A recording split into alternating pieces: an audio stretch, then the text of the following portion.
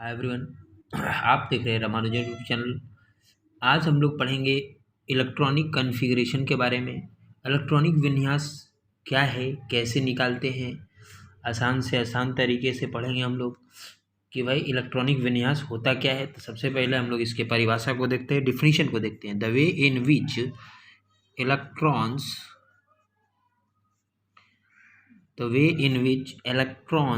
are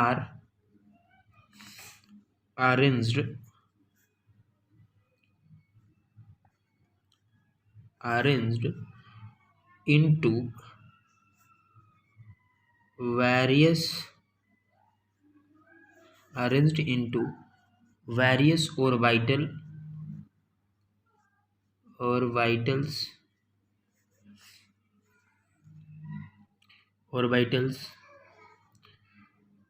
या energy shall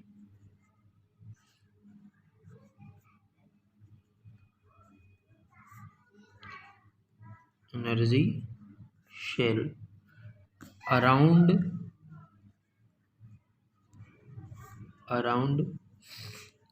the nuclei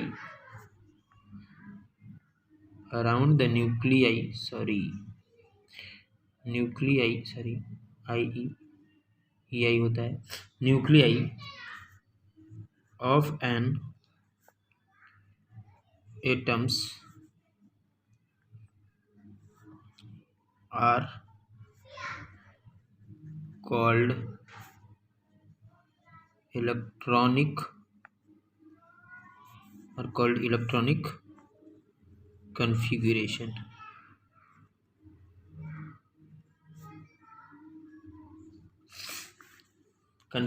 इसका Hindi meaning है वह तरीका जिससे इलेक्ट्रॉन को हम लोग अलग अलग ऑर्बिटल्स में सजा करके रखें किसी न्यूक्लियाई के चारों तरफ, न्यूक्लियस के चारों तरफ। ये होता है, मान लो एक इस तरह से है, ये न्यूक्लियस है, ये होते हैं ऑर्बिटल्स, ये के ऑर्बिटल्स, के एनर्जी सेल। ये होता है दूसरा ऑर्बिटल के एल, इसको कहेंगे एम, इसको कहेंगे एन। सॉरी, गोल नहीं हुआ। तो मतलब इलेक्ट्रॉनों को सजाने का वह तरीका जिसमें हम अलग अलग उस इलेक्ट्रॉन्स को अलग अलग ऑर्बिटल्स में रखते हैं, उसी को हम लोग इलेक्ट्रॉनिक कॉन्फ़िगरेशन कहते हैं। तो इसको हिंदी में लिखें, जब तत्वों को हम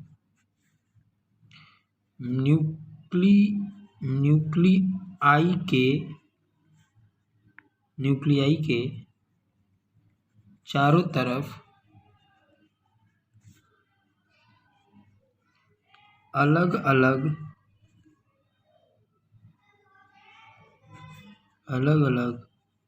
ऑर्बिटल्स में सजा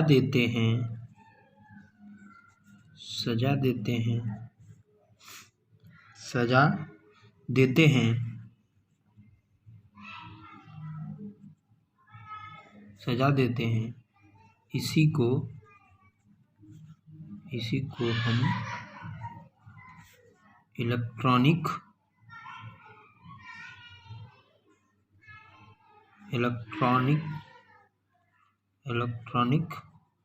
विन्यास कहते हैं।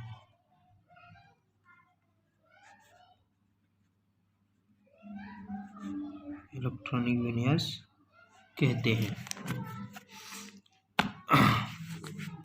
अभी आते हैं दूसरा point, electronic configuration. Electronic configuration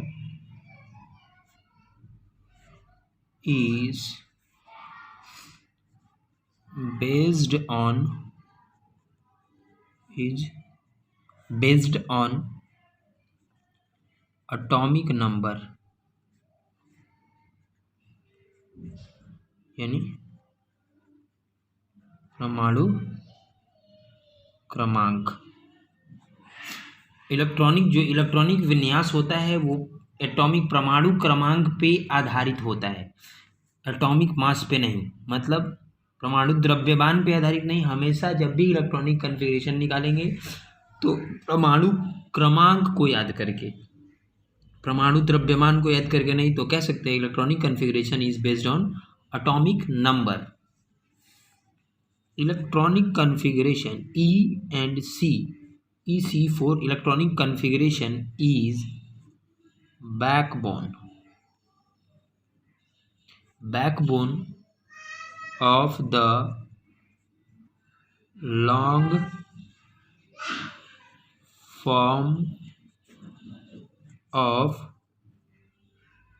periodic table।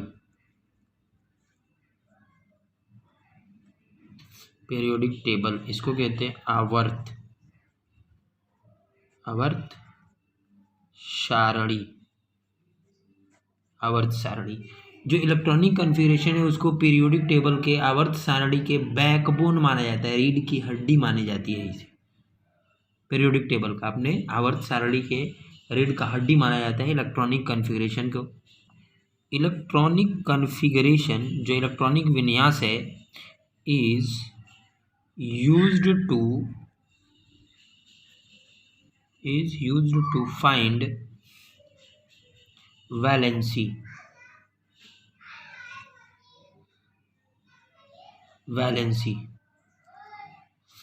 Electronic configuration का प्रयोग हम लोग वैलेंसी निकालने के लिए करते हैं। वैलेंसी को हिंदी में कहते हैं संयोजकता। वैलेंसी निकालने के लिए हम लोग इलेक्ट्रॉनिक कन्फिग्रेशन का यूज़ करते हैं। भाई इलेक्ट्रॉनिक कन्फिग्रेशन क्यों पढ़ना है, क्या ज़रूरी है इलेक्ट्रॉनिक कन्फिग्रेशन का?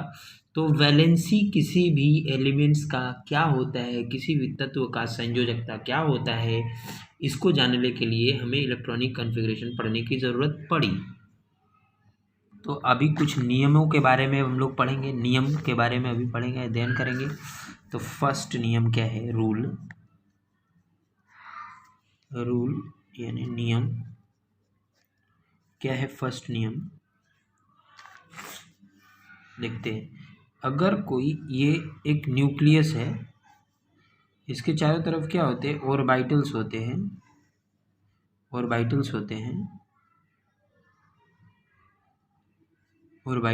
हैं। इसको न्यूक्लियस कहा जाता है। इसको के ऑर्बिटल फर्स्ट वाला, L, M और N।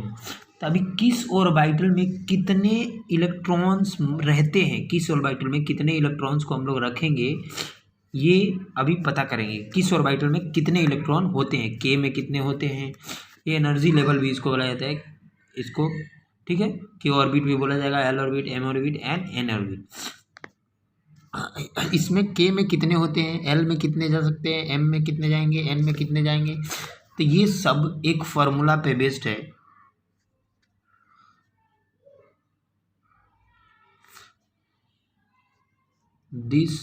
These all are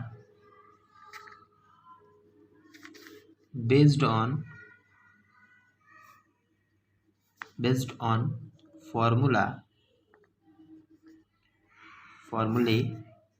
2n square. ये किस में कितने इलेक्ट्रॉन्स रहेंगे, ये सब किस पे आधारित है? इस फार्मूला पे। इस फार्मूला के मदद से हम लोग ये निकाल पाएंगे कि किस में के सेल में कितना ऑर्बिटल्स रहेगा, के सेल में कितना इलेक्ट्रॉन रहेगा, L में कितना रहेगा, M में कितना रहेगा, N में कितना रहेगा। तो आते हैं एक एक करके पढ़ते हैं। फॉर के सेल के लिए जो N का वैल्यू होता है, वो 1 माना जाता है के सेल के लिए। तो इस फार्मूला पे पुट कर दो तो क्या हो जाएगा? 2 इंटू, फॉर के सेल के लिए N का वैल्यू कितना मानेंगे? 1। फार्मूला पे पुट करो, N जहाँ है वहाँ 1 कर दो, तो 2 इंटू 1 का स्क्वायर क्या होगा? 2 इंटू 1, इसको क्या कह सकते हैं? 2। मतलब ये हम लिख सकते हैं, इसीलिए देयरफॉर के सेल में 2 इलेक्ट्रॉन्स होते हैं। 2 इलेक्ट्रॉन्स होते हैं, लिख सकते हैं। के सेल में 2 इलेक्ट्रॉन होते हैं। अभी आते हैं second number 4 L cell. L cell के लिए इसको हम लोग पढ़ लेंगे तो हमें संयोजकता निकालने आ जाएगा, वैलेंसी क्या किसका कितना होता है निकालने आ जाएगा। 4 एल सेल के लिए, एल सेल के लिए देखते हैं। एल सेल के लिए जो एन का वैल्यू होता है ये 2 होता है, तो पुट कर दीजिए इस फार्मूला में 2n स्क्वायर में, तो क्या हो जाएगा 2 इंटू 2 का स्क्वायर, तो कितना हो जाएगा 2 इंटू 2 का मतलब 2 इंटू 4 हो जाएगा। और इसको क्या लिख सकते हैं 8, तो हम लोग क्या लिख सकते हैं इसी तरह कि एल सेल में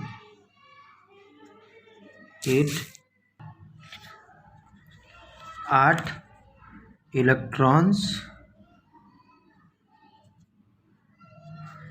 होते हैं। तो एल सेल में कितने इलेक्ट्रॉन हो गए 8। कौन से फार्मूला पे? अभी देखो सिंपल सा बात है सर, आपको ये कैसे पता चला कि के लिए 1 पुट करेंगे, एल के लिए 2, एम के लिए 3, एन के लिए 4। तो देखो ना भाई, इधर के कौन से नंबर पे है? पहले नंबर पे है, दैट इज इसलिए एन का वैल्यू क्या होगा 1।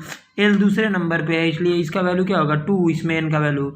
एम तीसरे नंबर पे इसलिए एन का वैल्यू 3। एन उसके बाद एन चौथे नंबर पे है तो इसलिए उसका एन का वैल्यू 4 लेंगे। सिंपल है कि नहीं? एकदम आसान है।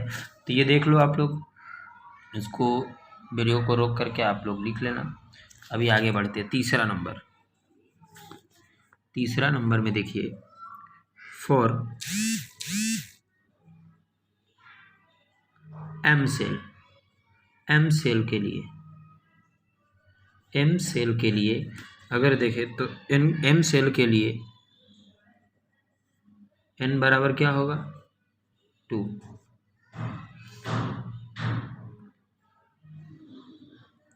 एम सेल के लिए यदि लिख लो ज़्यादा बेटर रहेगा।